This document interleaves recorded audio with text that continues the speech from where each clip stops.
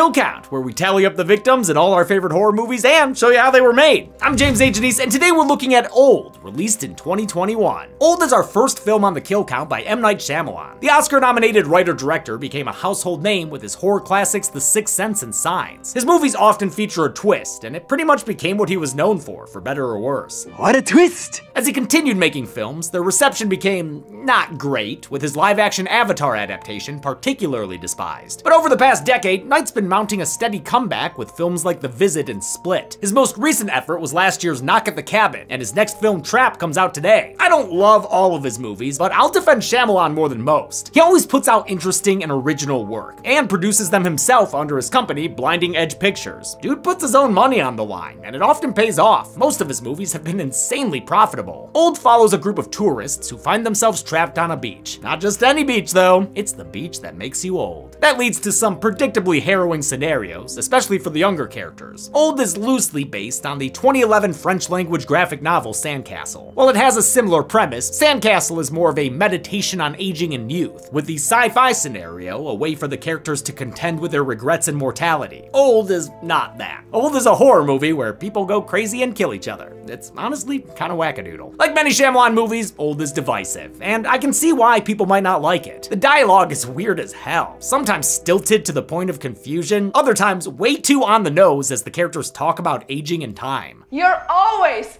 thinking about the future. You're always thinking about the past. So much of it sounds unnatural, with obvious exposition, like everyone saying their names and occupations. I'm Jaren. I'm a nurse. I'm Patricia. I'm a psychologist. But I think it serves a purpose. These people all feel like points of view in a simple story that might as well be a stage play. Hell, some of the shots even feel like they're panning across the stage, or otherwise capture the ensemble cast all at once, showing you what everyone's doing. I'm sure the comic is better or whatever, but I haven't read that, and sometimes I like watching something dumb. Old is that something dumb. I don't think it's good, but I do find it enjoyable. The cast is solid, and the beautiful locale and stylish visuals means you rarely get bored. Plus, even with a PG-13 rating, the movie has some truly disturbing deaths. Will this bummer beach turn our 1 second. Hello? You are cordially invited to the beach that makes you young. Combat the wear and tear of aging with the ultimate miracle cure? Well, this can't possibly be real. But even if it was, there's beauty in aging. And for those little things I do want to control, I have clinically proven solutions, like today's sponsor, Keeps. You see, one part of aging I'm not personally a fan of is male pattern baldness. It's a genetic condition that affects 2 out of every 3 men by age 35. That's how old I am. That's why I love Keeps. Their subscription service provides professional, customized care for hair loss from the comfort of my home, delivered in discreet packaging on a schedule I choose, whether that's every 3, 6, or 12 months. So I can take all the steps I need to prevent hair loss before it starts. And they not only offer both of the FDA-approved hair loss options, but also a 2-in-1 treatment that combines both. So you can take your beach that makes you young. I'll be what the 1 million men Keeps has already treated with only science-backed ingredients. And if you or any of our audience wants to join me, they can go to keeps.com/deadmeat or click the link in the description. That's KEEPS.com/deadmeat. So do you just like not move or talk or anything? Hello? All right, I gotta get back to work. Sometimes I miss Zoran. Will this bummer beach turn our beach bums into moldy oldies? Let's find out and get to the kills. The movie begins with a title card, the beach that makes you title card. The Kappa family is headed to a high-end holiday spot on a tropical island. It's the Anna what resort? Jeez, ever hear of landscaping? Poor mailman getting lost every day. Anamika's the kind of place that has an itinerary for fun. It's so bougie, the guests are greeted with personalized cocktails when they arrive. The kids get drinks too. Hey. Look how big you guys are.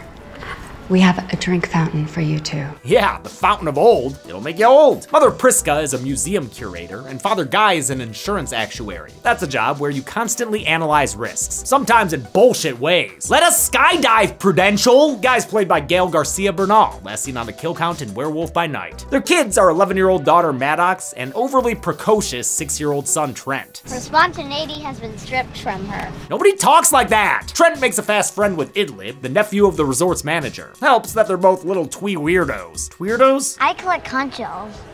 I have 42 conch shells. amazing. They all go to the beach, not the one that makes you old, where the boys collect vital information for later in the film. Hi, I'm Trent. This is Idlip. What are your names and what do you do for a living? I'm Greg Mitchell. I'm a cop. The two grow so close, Idlib ends up sneaking Trent Longlegs letters. Ice cream eating contest tomorrow? Maddox has a harder time making friends, and she's not old enough to hang with the cool kids. Don't worry, Maddox, that won't be the case for long. It's not all sunshine for the Kappas right now. While the parents genuinely love their kids, their marriage is hanging by a phantom thread. Priska intends on divorcing Guy, with this trip as one last hurrah for their family. She's also dealing with an ovarian tumor, which she's decided to keep a secret from the kids. Seems like she's not the only one with health issues here. One lady has a seizure at breakfast. Oh shit, will somebody help her? I'm a doctor. Thank God. And by the way, have you met my friend I'm a nurse. You guys would both love my friend Larry! I'm a doctor. To calm them down from all this excitement, the resort manager offers a trip to their secret beach. I only recommend it to certain guests. On the shuttle bus there, they're joined by another family. Charles, that doctor who's a cardiac surgeon, and his young wife Crystal, who has a taste for waiters. Oh man, that poor guy is very uncomfortable. They're here with their 6-year-old daughter Kara and Charles's mother Agnes. The two families are bused to a remote part of the island by director M. Night Shyamalan in a cameo. It's a move he's pulled in most of his other films, with varying degrees of success. I don't know who you are, but you did something to me. He comes off a little odd here, but it works. That's a lot of food. Well, kids eat a lot of food. And you got 3 of them with you. He leaves the guests with their kids and elders to hike the cargo across the jungle. What is this, a Gear The Wrath of Old? After a short trek through a slot canyon, they step into the main event. The thing we've all been waiting for, folks. It's the beach that makes you old. Gotta love Old Beach. The beach is surrounded by imposing rock formations and currently occupied by a lonely dude. Charles is immediately suspicious of the fella. Maybe because Crystal's already swapping out her sarong for a phone. But Maddox recognizes him as a guy named Midsize Sedan. What? He's a rapper! More dough for the cooking? British actor Aaron Pierre wrote and performed a bit of More Dough for the Cooking so it could appear earlier in the film. We know the world only got him saying that's more dough for the cooking. Sedan's been here since this morning, when he was hanging out with a skinny dipping lady friend. Ooh, Shammy getting risque with the side boob and butt crack. Oh, scratch that, we've got full butt going on. Everyone settles in for a nice day at the beach. It's little moments like these where Shyamalan's directing shines, like this one-take game of freeze tag, or the way the kids play with toys that correspond to their parents. Some things feel off about this beach though. The suspicious lack of fish, the suspicious presence of rusty cutlery, and the suspicious shining coming from the hills. Huh, is that a sniper? Or some gold hoarder's loot? While Trent is swimming by himself, he bumps into a waterlogged booby bobber. Wow, did this dead naked body just cough and flop into the water or something? She's revealed to be the skinny dipper who was with Midsize Sedan last night. What do you think about that, man? Oh, damn. As the group scrambles to figure out what to do, they're joined by 2 more guests, Nurse Jaren and his wife Patricia, a psychologist. Jaren's played by Ken Leung, last seen on the Kill Count in Saw and Red Dragon, while Patricia is played by Nikki Amuka Bird, who Knight would cast again in Knock at the Cabin. They're quickly brought up to speed, but the bus that brought them here already left, and of course, there's no self-service on the beach. Jaren decides to hike back through the canyon to get help, but halfway through, he starts reacting like a video game character at the edge of a map. Then he blacks out and respawns on the beach. You stumbled back out, you were holding your head, you look like you were in pain, babe. Sedan, whose real name is Brendan, has a nosebleed. Charles thinks it has something to do with the naked woman's death. As the arguments get underway, Charles's mother Agnes starts having chest pains. A few minutes later, she dies. Actually, it wasn't even a few minutes. Charles left her for like a minute and then she was gone. I guess she was already old to begin with. With tensions rising, Midsize Sedan makes a break for it. Charles chases after him like a stupid idiot. You can't outrun a car! Mid-pursuit, both of them react like Jaren did. They're sent dolly zooming into darkness and wake up on the beach. The adults decide to split up and try to find another exit, but all of them wind up resetting to the previous checkpoint. The only way out that might work is swimming, but yeah, not exactly still waters out there, and I don't see a lifeguard on duty. Casting a beach to play the beach that makes you old was quite the process. There couldn't be any trees, there couldn't be any life near there. It has to be desolate, just beach and then a rock wall. They scoured the whole world, eventually settling on the Playa El Valle beach in the Dominican Republic. It still needed an oppressive rock face, so production designer designer Naaman Marshall started building one out of plaster, scaffolding, foam, paint, and sand. But then a hurricane hit during rehearsals, so they had to rebuild the whole thing further back from the water. It wound up being more than 30 feet high and 900 feet wide, and was further expanded through digital effects courtesy of Cadence FX. During this involuntary staycation, Priska's been noticing something off about her kids. Now they look so different, she and Guy don't even recognize them. Yeah, we need a push-in for this reveal. Her kids are older now, thanks to the beach that makes you old. The same thing is happening to Kara. I like the way these children voice the thoughts they have with their newly developing brains. My thoughts have more colors in them now. Yesterday I had a few colors, and they were really strong, and now I have more, and they're quieter. The adults are also aging. Charles attacks Brendan with a knife since he appears to be suffering from a worsening case of schizophrenia. Listen, I don't know why I did that. I thought he was gonna hurt me. Sorry. You're not forgiven? Jaren tries to tend to Brendan's wound, but no worries, dude. It's already a scar. In keeping with her profession, Patricia rounds everyone up to talk about their feelings. We will make destructive decisions if we don't feel safe with each other. Priska, for one, is feeling a little woozy here. Her supposedly benign tumor is now the size of a golf ball, and it seems to be getting bigger by the second. With time running out, or at least rushing forward, Jaren and Charles combine their medical powers to operate on Priska. Charles makes the first cut, but just like Brendan's wound, it heals shut before they can continue. Everyone works together to pry the wound open with their hands, gross, allowing them to remove the tumor. Most of the operation is told, not shown, but that's okay, since there is a money shot of the tumor at the end. The surgery's a success. Good news, Priska, you're alive. Bad news, you're still on the beach that makes you old. Sedan goes to check on his beach bum buddy, but her corpse is already a bastard skelly. Damn. Ha, you could say that again, Sedan. Damn. I didn't mean literally. That's a process that should take years, but it's only been a few hours. Jaren's the one who finally puts it all together. Something is going on with time on this beach. I mean, yeah, I'll trust him when it comes to beaches that mess with time. Time isn't a straight line for us anymore. Based on their children, Priska estimates that everyone's aging about 1 year every half an hour. It's not as apparent in the adults, whose physical aging is much more gradual. Only the kids get the big jumps all at once, like how Trent is all of a sudden Alex Wolff. He and Kara have lost their baby teeth. They're now 15, and Kara's, oh my god, she's pregnant. They figure she's already 5 months into baby bacon. This toddler turned teenager is a ticking time bomb. Soon enough, it's infant o'clock. I love Guy trying to give the talk under these circumstances. What you did is how babies are made. I know, but I thought you had to do that 10 times or something. Kara survives the birth, but the effects of the island are too much for her baby, who dies in the span of a camera pan.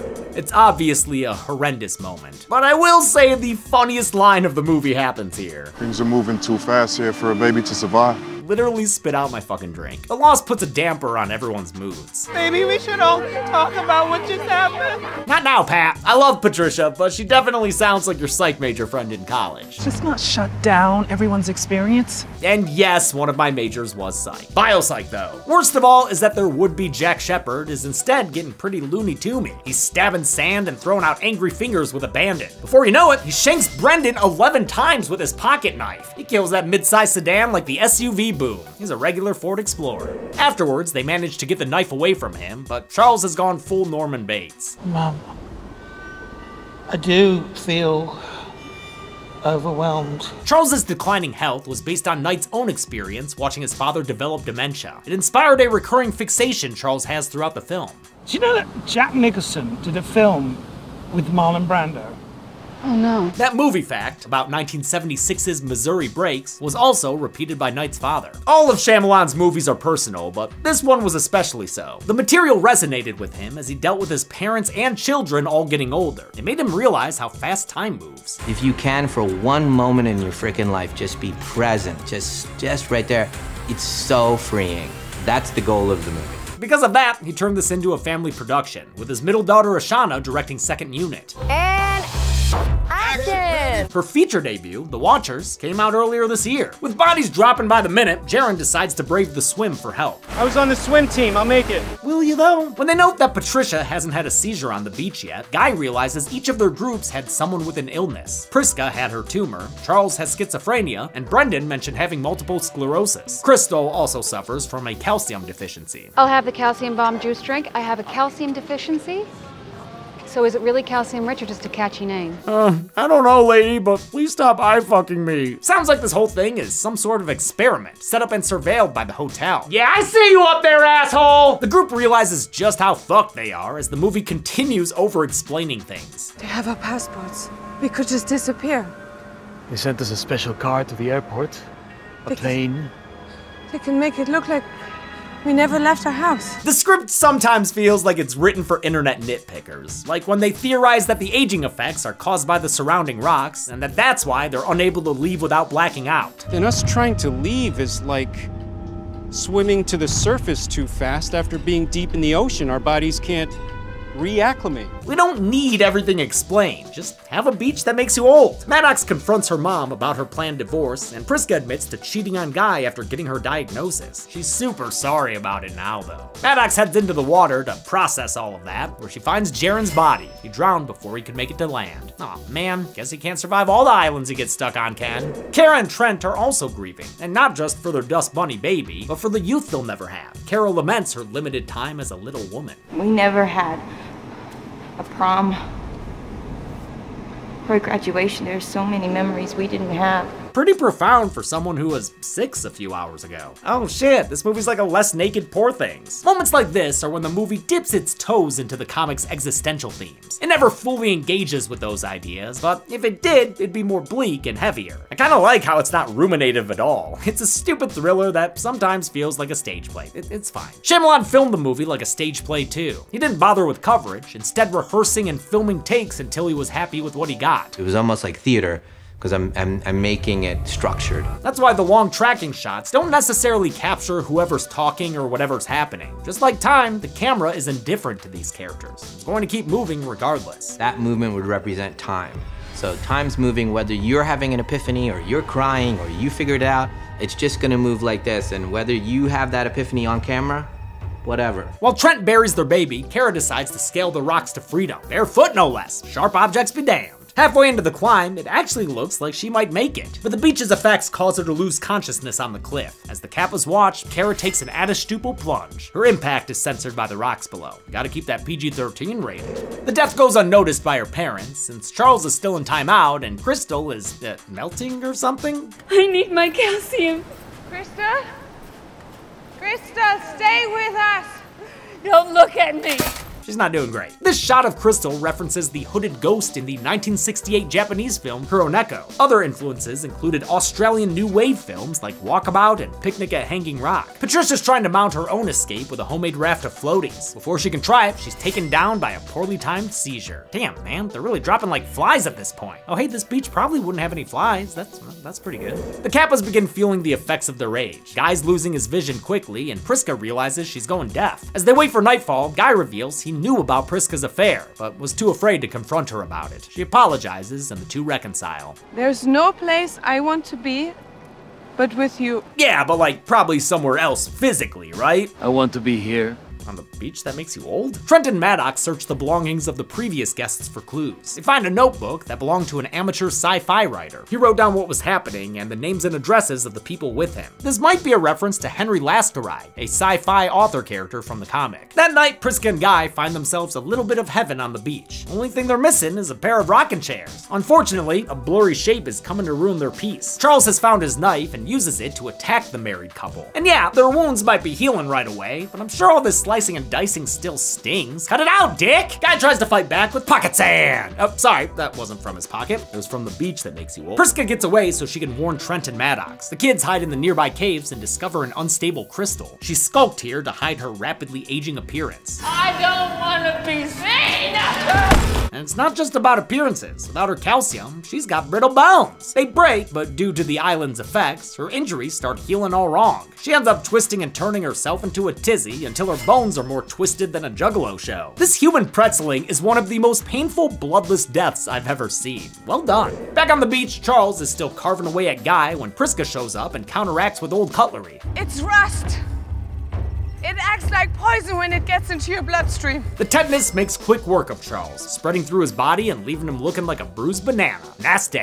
This rusty dusting was achieved using full body prosthetics made by Tony Gardner's company, Alterian Inc. Alterian also handled the special effects makeup for the aging of the adult characters. Obviously, a lot of work went into it, but it maybe ends up being too subtle for me to notice, especially in contrast to the giant jumps when a new actor takes over a character. The Kappas emerge as the last family standing, earning them a quiet moment to enjoy the view. Sorry, Guy. In a sweet scene, Maddox sings a song for her mother, fulfilling a request she made earlier in the film. You have such a beautiful voice. I can't wait to hear it when you're older. That song, titled Remain, was written by Knight's oldest daughter, Salika, who recorded a fully produced version that plays over the end credits. Like the highest form of like praise and approval that you could get from a father, just to have him even want or even think to include us in this. Salika will play a bigger role in Trap as Lady Raven, the pop star character central to the story. As the family watches the waves, Guy peacefully passes away from old age. Priska shortly follows in his footsteps. Pretty sad, but far from a bad way to go, considering the circumstances. I'd rather be surrounded by loved ones than, turned into a pretzel. By the time the sun rises on a new dawn, the kids are well on the way to their twilight years. That means we get another new pair of actors for them. Adult Maddox is played by the enchanting Beth Davids, last seen on the kill count as Sheila in Army of Darkness. The middle actor in Maddox's pantheon of performers was Thomasin McKenzie, who starred in Last Night at Soho. Adult Trent is played by Eamon Elliott, who appeared on the count in Prometheus. His teenage self was played by Alex Wolff, star of Hereditary. Agnes's actress Kathleen Chalfant also appeared uncredited in that film as Toni Collette's scary ghost mom. Production cast the teenage versions of the characters first, then cast the older and younger versions based on those actors. To prepare for a role that spanned several years internally, Wolff went back and watched videos of himself at younger intervals and tried to track the differences. So I was going through and looking at videos of myself as 6 and looking at myself at videos when I was 11 and seeing the difference. He also did research into child psychology, but opted not to collaborate with the other Trent actors. In contrast, Mackenzie spent a lot of time with her character's other actors to match their energy. Trent and Maddox decide to enjoy the time they have left and build a sandcastle together. As long as they're playing around, Trent also deciphers a coded letter Idlib gave him. Definitely should have done that earlier, since it contains a clue to their means of escape. My uncle doesn't like the coral? The siblings swim out to the coral reef where they discover an underwater escape tunnel. They swim through it, but Maddox gets caught on a piece of coral, and the siblings seemingly drown together. The whole thing is witnessed by that man in the mountains who's, oh shit, M. Night Shyamalan! What a twist! No, really, I genuinely was not expecting to see his character again. The driver is actually a researcher who collects his findings and heads back to a secret compound. It's a testing facility owned by a pharmaceutical company named Warren & Warren. Guy mentioned them at the beginning of the movie. We love this pharmaceutical company at work. We're considering asking our clients to use Warren & Warren drugs as a way to lower their insurance rates. God, this movie's dialogue is so fucking weird. Turns out Warren & Warren have been using this beach to conduct long-term studies on their medicine, which are delivered to the guests in those custom cocktails. Custom drugs. Although, should you be mixing those with alcohol? The beach allows them to get a lifetime's worth of data in just a day. And despite the chaos we witnessed, this most recent trial was a success. While Patricia eventually died from a seizure, her medicine kept her epilepsy free for the equivalent of 16 years. They toast to Patricia's memory and say they can't wait to share this medicine with the world. They don't mention how much they'll sell it for. I know it's another Shyamalan twist, but I honestly love this reveal. Anyone who studied medicine or other sciences knows how frustrating it is to not know long-term effects. With nature providing this opportunity, of course a pharmaceutical company would act unethically to get these kinds of results. The staff resets and prepares for the next trial. Dr. Death welcomes a new group of guests to the resort, but their cocktails get intercepted by Trent and Maddox. They're alive! The flashback shows they survived their swim through the coral tunnel after finding pockets of air. Trent proves his identity by giving Idlib his coded message back. And to take down this big bad corporation, they turn to Greg Mitchell. Remember him? I'm Greg Mitchell. I'm a cop. Since that journal they found is full of names and addresses of a bunch of missing people, the police act in record time and swarm the resort. The kids, or adults now, even get a helicopter escort out of there. The movie ends as the siblings are flown back home, probably to live with some very confused relatives. How many unlucky tourists were buried beneath the sands of time? Let's find out and get to the numbers. Oh, what is that? Oh, score! It's a quarter! Why does my everything hurt? 11 people died on the beach that makes you old, with 4 male victims, 6 female victims, and 1 newborn of unknown gender. That gives us this age-old pie chart, which has more red than blue. Again, we've been seeing that more often lately.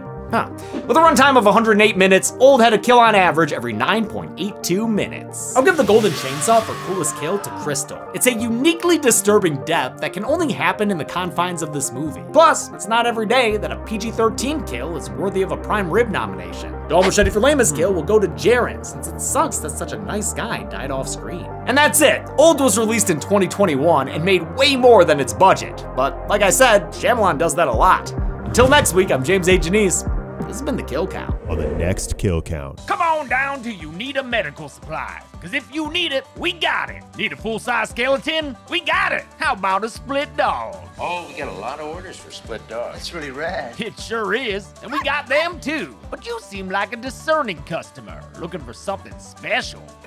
What's that? How about a trioxin tank with a genuine dead body inside? Oh, come on, you're shitting me, right? I am not, and pardon your French.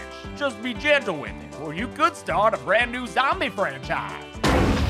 Return of the Living Dead is a punk rock horror comedy from Night of the Living Dead co-creator John Russo. It is very, very different from the Romero films.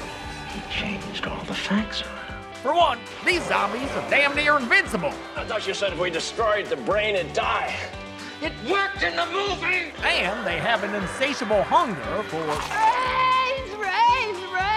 Oh, also, yeah, these zombies can talk. They even know how to order delivery. Send me a pop. This week, experience an 80s cult classic filled with gratuitous language. Oh, fudge! Gratuitous nudity. Show some fucking respect for the dead, will ya? And gratuitous pants cutting off. He's cutting them. Still cutting them there. Almost done cutting them. There you go. Then on Friday, try not to lose your head while watching the kill count. Only on Dead Meat. Do you ever wonder about all the different ways of dying? Well, yeah, but that's because it's my job. Return of the Living Dead can currently be watched on the pictured streaming platforms. Dead Meat always recommends you watch the movie for yourself before its kill count. It's the only way to have your own properly informed opinion. Kill counts are never meant to replace the experience of watching a film. Thanks a lot for watching this old kill count. This new old kill count. This kill count for old M. Night Shyamalan's old. This one was definitely a headache for the Dead Meat team, because every time someone was like, hey, I have that old research for you, you'd either have me or Zorn being like, well, can you give me some new ones? And then just a collective sigh from the Gen Z employees of Dead Meat being like, these fucking old ass goddamn damn it, just fucking give me my paycheck, please. I'm just kidding, they're all great. And they love us. They love us. They love working for us, right? I mentioned The Watchers, which was Ashana Night Shyamalan's feature film debut. Chelsea and I saw that one, and we left a little mini review of it on our TikTok. So make sure you follow @DeadMeatJames on TikTok. We do stuff like that. I want to thank some patrons like Sam Leonard, Greeny, RJ Watson, Brendan, Liam, and Carly Telford. Thanks, everyone. Be good people.